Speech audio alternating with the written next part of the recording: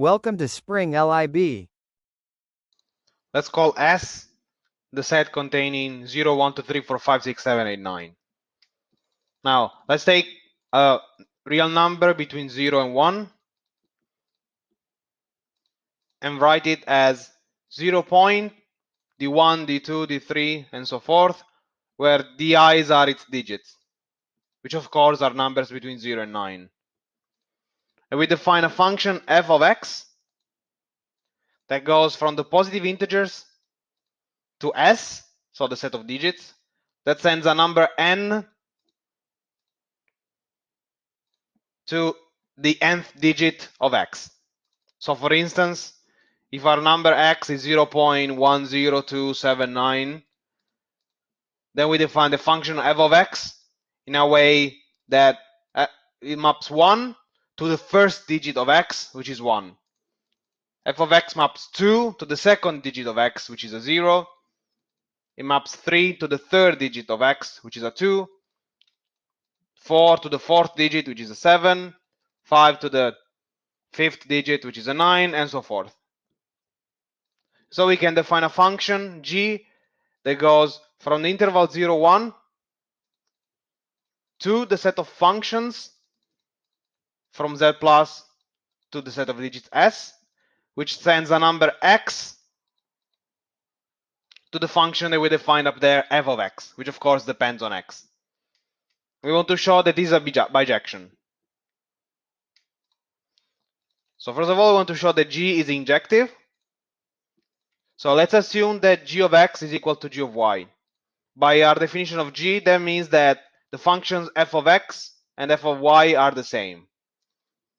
But an equality between functions means that the functions coincide wherever they're computed. So f of x is equal to f of y of n for every possible n.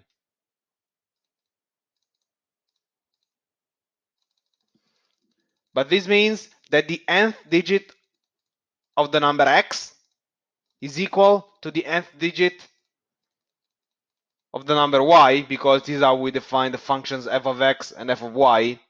And n is any number from 1 all the way up to infinity. So that means that every digit of x in its decimal expansion is equal to every corresponding digit of y in the decimal expansion. And therefore x and y are the same.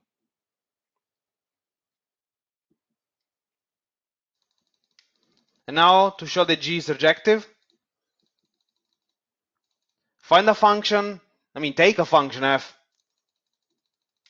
from the positive integers to s, so any function f, and define a real number x by its decimal expansion 0 point d1, d2, d3, and so forth, where by construction its digit is nth digit dn is given by our function f computed in n. But then this number x must be in 0, 1, and g of x is indeed the function f that we started with. Now the observation here is that we need to include 0 and 1 in the interval, because there's an issue with the decimal expansion, which is if we take the number 0.9999 and only nines, that's the same as 1, because the decimal expansion, well, two different decimal expansions can represent the same number. So for instance, the number 1, so 1.00, can be written also as 0.9 periodic. So we need to include 1. And also we need to include 0, because we could have the function f that goes, takes all the values zeros, and so we would have 0.0000, so just 0. So that's why we needed to include the 0 and 1 in the interval.